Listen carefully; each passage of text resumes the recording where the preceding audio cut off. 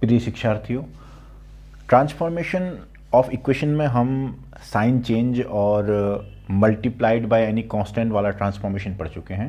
आज हम पढ़ रहे हैं रेसिप्रोकल्स रूट्स, यानी कि अगर कोई आपको पॉलिनोमियल दे रखी है, उसके रूट निकालने में आप असमर्थ हैं, तो आप ऐसा क्या करें कि आप दूसरी उसको ट्रांसफॉर्म कर लें और उसके बाद उसके रूट निकालने के बाद आप ओरिजिनल रूट इक्वेशंस के रूट बता सकें कि वो उसके जो ओरिजिनल रूट्स हैं वो उसके रेसिप्रोकल्स हैं।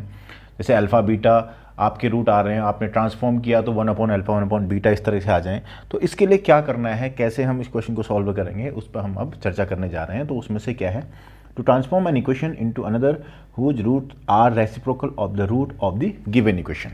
ठीक है, तो यहाँ पर मान लेते हैं let α1 α2 α3 dot dot dot alpha n be the roots of the given equation.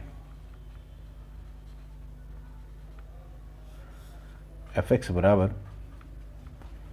a0 xn plus a1 xn minus 1 a2 xn minus 2 plus an equals to 0। इसको मान लिया इक्वेशन नंबर फर्स्ट। ठीक है, देन इसको हम फैक्टर की form में अगर लिखें पहले बच्चों,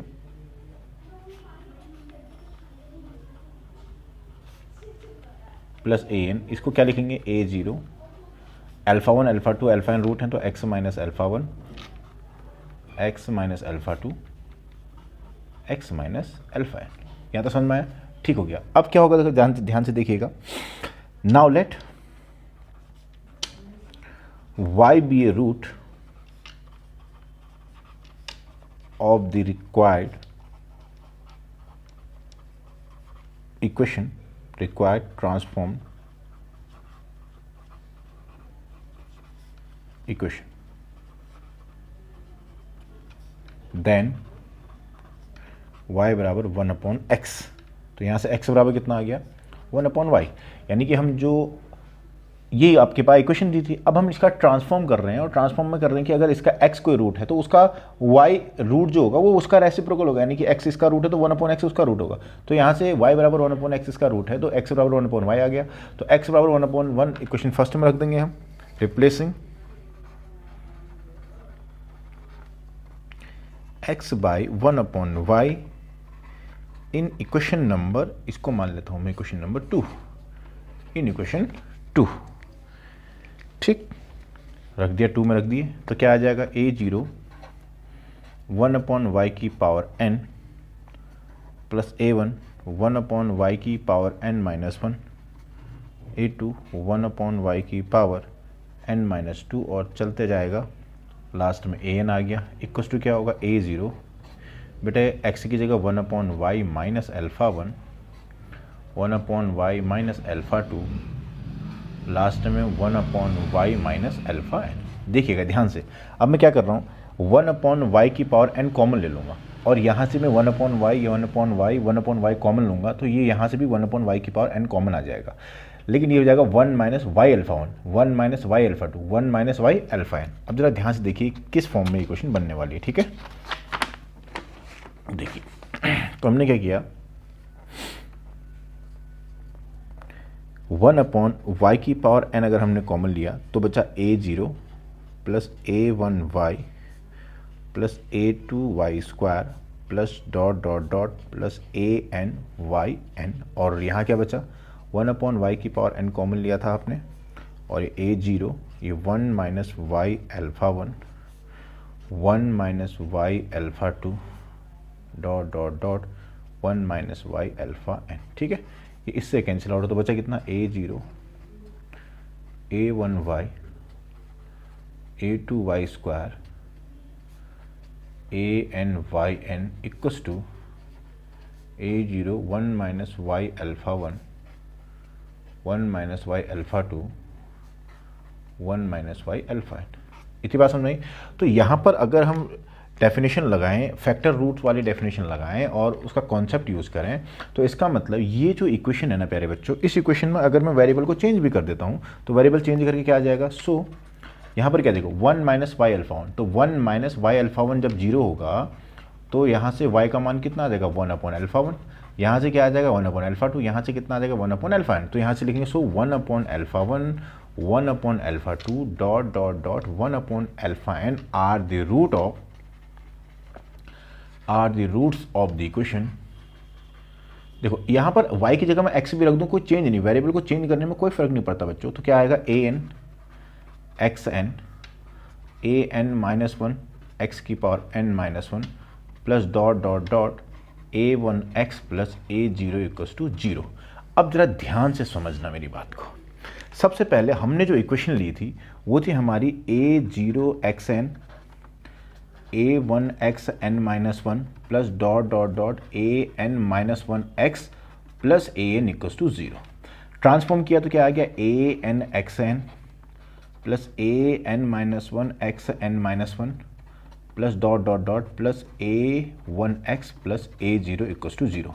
देखो इसमें चेंज क्या हुआ, a0 जो पहला नंबर था यहाँ पर xn का जो कोफिशिएंट था, अब ये अगली वाली ट्रांसफॉर्म इक्वेशन में कांस्टेंट में चला गया, जबकि यहाँ जो कांस्टेंट था वो xn के कोफिशिएंट में आ गया।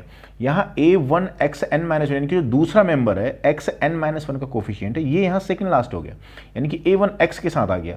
ऐसे यहाँ पर जो कोफिशिएंट था वो यहाँ आ गया। तो हमें क्या करना है, सीरियल वाइज चेंज, यानी कि जो आपका इक्वेशन यहाँ पहला टर्म था वो यहाँ लास्ट हो जाएगा, यहाँ सेकेंड था वहाँ सेकंड वाले लास्ट से सेकंड में चले जाएगा, यहाँ का जो थर्ड था वहाँ के लास्ट से थर्ड में चला जाएगा, और वहाँ का जो लास्ट है वो यहाँ के फर्स्ट में चला जाएगा। तो इस प्रकार हमने पाया कि यदि इस इक्वेशन के roots α1 α2 dot dot dot αn है, तो इसके इक्वेशन के root 1/α1 1/α2 dot dot dot 1/αn होंगे। तो मैं ऐसा क्यों बता रहा हूँ, इसका उपयोग क्या है, तो मैंने आपको एक चीज़ बोली कि मान लिया आपको इस इक्वेशन का रूट निकालना है, सुनना ध्यान से, मान लिया आपको इस इक्वेशन का रूट निकालना है लेकिन आप नहीं निकाल पा रहे हैं, परंतु आपकी नज़र पड़ रही है कि अगर मैं इनको ऐसे चेंज कर दूं, यानी कि पहले को लास्ट में, लास्ट को पहले में, सेकंड को यहाँ के सेकंड में, यहाँ के सेकंड को वहाँ के लास्ट सेकंड में, ऐसे रख दूं और उसके रूट निकल जाएं, उसके रूट अगर जो भी निकलेंगे उसका रेसिप्रोकल रूट ऊपर वाले के होंगे। जैसे यहाँ पर अगर इसके रूट इसके रूट मान लिया मैंने बीटा आ गया, इसको मैंने β1 मान लिया, तो इसका रूट ऊपर वाले का 1/β1 हो जाएगा। जैसे यहाँ पर रूट 1/α1 आ रहा है तो उसका रूट 1/1/α1 यानी कि α1 हो गया।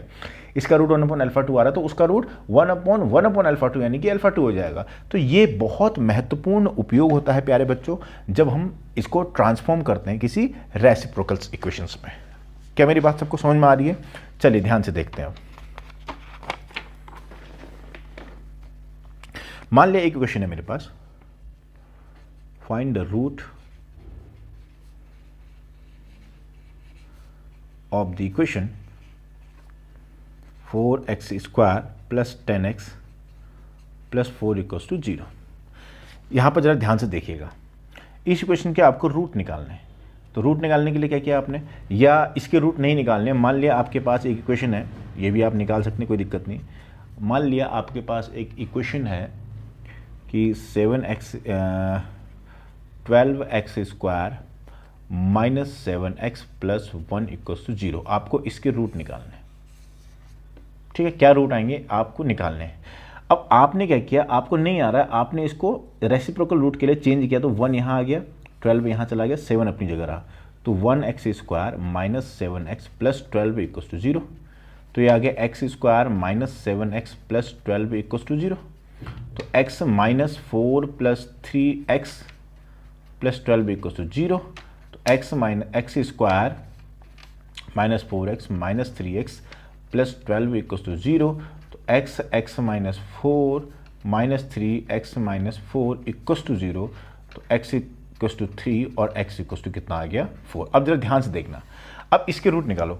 12 के ऐसे गुणखंड करने जिनका सम 7 आए, तो कितना आएगा बताइए?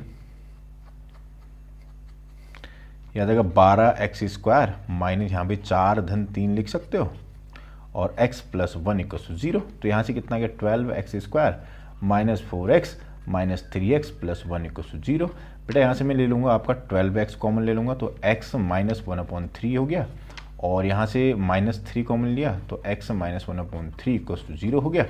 तो ये जगह 12x माइनस 3 1 और x माइनस 1/3 इक्वल्स टू 0। तो यहाँ से x आ गया 1/4 और x आ गया 1/3। तो ज़रा ध्यान से देखना, आप यहाँ से आपको क्या शिक्षा मिली।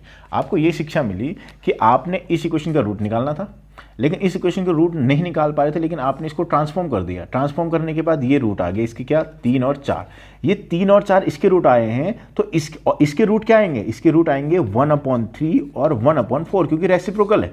तो देखो एक्चुअली में आए भी कितने, 1/3 और 1/4। लेकिन ये तो बेटा छोटी सी इक्वेशन थी, इसलिए आपने इसको दोनों मेथड से कर दिया। कभी कभी ये 5 डिग्री, कभी 6 डिग्री, कभी 7 डिग्री की पॉलिनोमियल आएगी।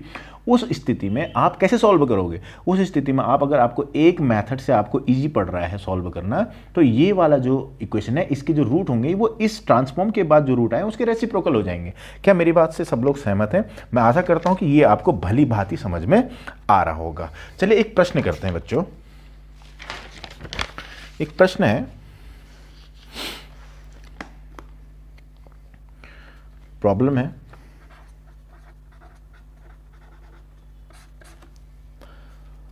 From an equation whose roots are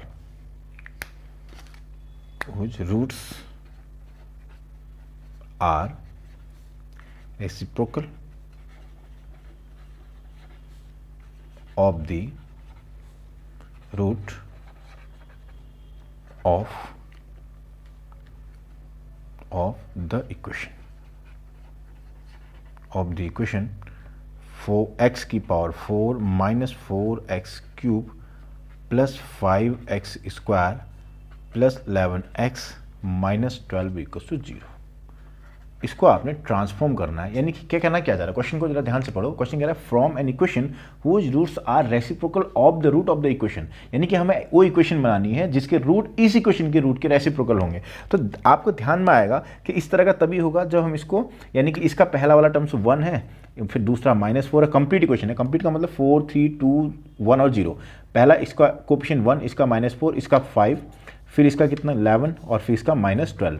अब आपको क्या करना, देखो अब ये इसको आप पहले स्थान पे भेजोगे, उल्टा कर लो, -12 11 और फिर 5 फिर -4 और फिर 1, यानी अब इसको क्या आ जाएगा x की पावर 4, ये कितना आएगा x क्यूब, इसके साथ क्या आएगा x स्क्वायर, इसके साथ आएगा x और ये आएगा आपका कांस्टेंट। जब लिखोगे तो क्या आएगा, so equation is -12x4 plus 11x cube plus 5x square minus 4x plus 1 equals to 0। चूंकि माइनस कॉमन ले सकता हूं मैं, तो 12x की power 4 minus 11x cube minus 5x square plus 4x minus 1 equals to 0, यानी कि ऐसी इक्वेशन जिसके रूट इस इक्वेशन के रूट के रेसिप्रोकल होंगे, वो इक्वेशन हमने लाके आप लोगों के सम्मुख रख दी।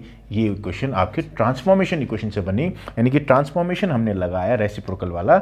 उससे क्या किया, जो इसका पहला टर्म्स था उसको उसके लास्ट में भेज दिया, जो सेकंड था यहाँ भेज दिया, थर्ड यहाँ भेज दिया, यानी कि आपने पहले इस तरह लिख लो 1 -4 5 11 -12। अब इसको उल्टी गिनती में शुरू कर दो, -12 11 5 -4 1, फिर कोएफिशिएंट x की power 4x cube x square x और इस तरह से कांस्टेंट, और फाइनली आपकी इक्वेशन बन जाएगी। तो प्यारे बच्चों, हमने 3 तरह की चीज़ें पढ़ ली हैं कि कब साइन चेंज में क्या कहते हैं, किस तरह का ट्रांसफॉर्मेशन लगता है। फिर हमने पढ़ा कि अगर कोई रूट ओरिजिनल रूट के m टाइम मल्टीप्लाइड है तो उसमें कौन सा वाला कॉन्सेप्ट लगता है। अब हमने पढ़ लिया कि रेसिप्रोकल रूट्स के लिए किस तरह का ट्रांसफॉर्मेशन होता है, ट्रांसफॉर्मेशन कैसे हम करते हैं।